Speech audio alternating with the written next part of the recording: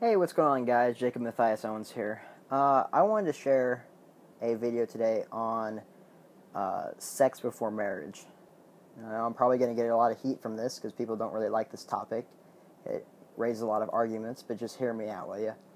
The Bible is full of things about sex.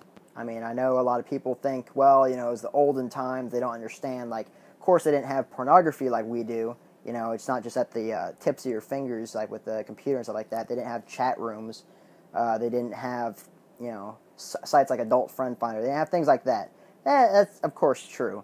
But there was sexual promiscuity. There was, people that, just were lewd and stuff like that. Sodom and Gomorrah, they got wiped off the face of the earth because they're so sexually promiscuous. But I want to share with you about why you should preserve yourself before marriage. I unfortunately did not. I messed up.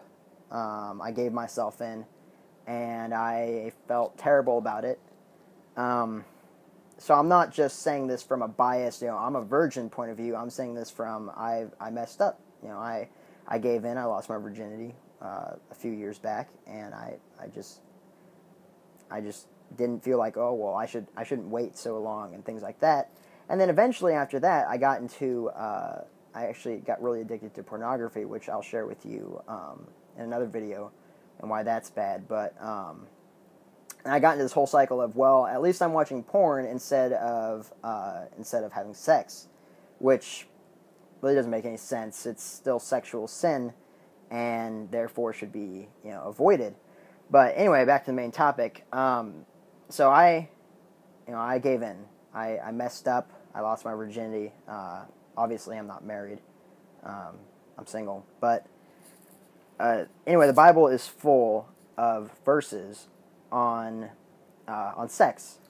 Like, here's just one. Proverbs 6:18 through 23. Let your wife be a fountain of blessing for you. Rejoice in the wife of your youth. She's a loving deer, a graceful doe. Let her breast satisfy you always. May you always be captivated by her love. Why be captivated, my son, by immoral women, and fondle the breasts of a promiscuous woman? For the Lord sees clearly what man does, examining every path he takes. An evil man is held captive by his own sins. They are the ropes that catch hold of him. He will die for lack of self-control. He will be lost because of his great foolishness. Also, if you've never read Song of Songs, or called Song of Solomon, it's essentially a huge love song. It's 8 chapters, and it's a love song. And you should really check it out, because it shows the kind of love between a man and a woman, like a man and his wife. It's just a complete, romance book. Song of Songs is a romance book. And, Song of Songs 8:10 says, I was a virgin like a wall, now my breasts are like towers. When my lover looks at me, he's delighted by what he sees. I mean, so the Bible, the people in the Bible understood, as men, we are attracted by what we see, and the Bible understood that, obviously, by the last 2 verses I just read.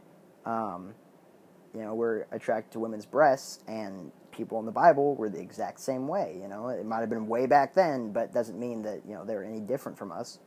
Their technology may not have been as advanced, but, they were still had to deal with the same things of being sexually mature and being sexually, being faithful to, waiting until marriage.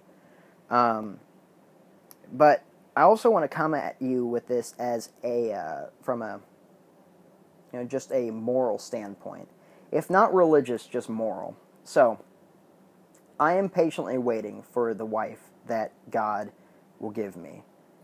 I wouldn't say I'm looking for her, but I'm patiently waiting for her, for God to show her to me. And, just as a standpoint of that, is I don't know who this person is. And if she is patiently waiting for me, shouldn't it be fair that I patiently wait for her as far as sex goes? I mean, sex is a beautiful thing. It, God set up the foundation of marriage so that two people come together and they have sex, and it's amazing. Obviously, if it wasn't amazing, it wouldn't be so popular. The porn industry wouldn't be booming like it is. But, sex is an amazing, beautiful thing, and it's beautiful between two people. I noticed that when I gave my virginity up that I felt kind of empty, because whether you like it or not, sex is a spiritual thing. You're giving yourself to the person that you love. Well, if you just do it willy-nilly, eventually you start losing pieces of yourself, because this is a thing created by God to be amazing between a man and his wife, or a woman and her husband, not to be just thrown around like it's nobody's business. So that's like so if this is a little bit unfair, but because I gave in, I threw in the towel and I lost my virginity, but my future wife may be a virgin. She may not. I really don't care. To be honest, I'm not going to ask, because it's none of my business, and I hope she doesn't ask of me. But if she does, I'll tell her. But it's not fair to her if she waits until marriage to give up her virginity, that she meets a husband who has already thrown in the towel. Same way it's not fair for a man who waits until he gets married to meet a woman who has already thrown in the towel. It's just not fair to either of them to wait to share this together, and one of the other ones has already given in.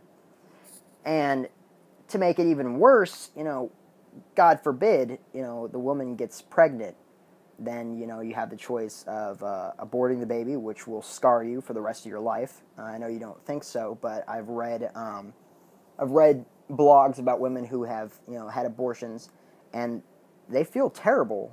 It's the child you're supposed to care for, you're supposed to love, and they killed it, and they know that, and it rips them up inside. It's serious. You'd have to be a cold-hearted individual not to care that you just killed somebody. Of course, there's the debate of are they as a fetus, are they a person? And yes, I believe they are. I don't believe in abortion.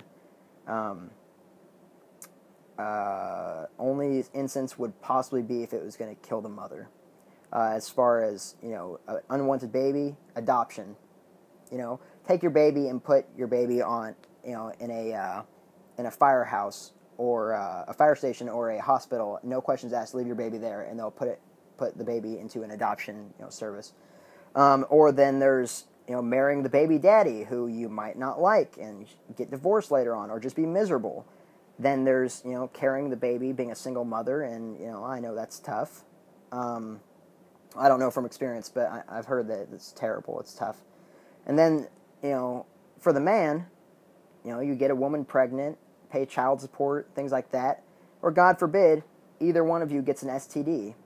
And then not only has your spouse waited patiently for you, or maybe not, but have waited for you, and then you come up and I've got herpes, or I've got an STD because I didn't wait, and now we're gonna have to deal with this together.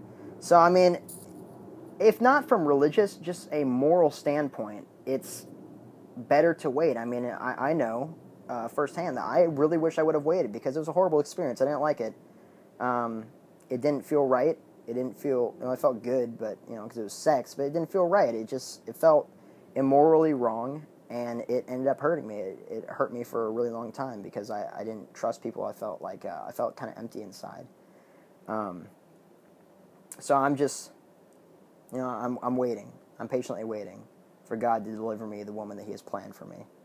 And I hope this reaches one of, some of you. I hope that you see it, and it helps you out. I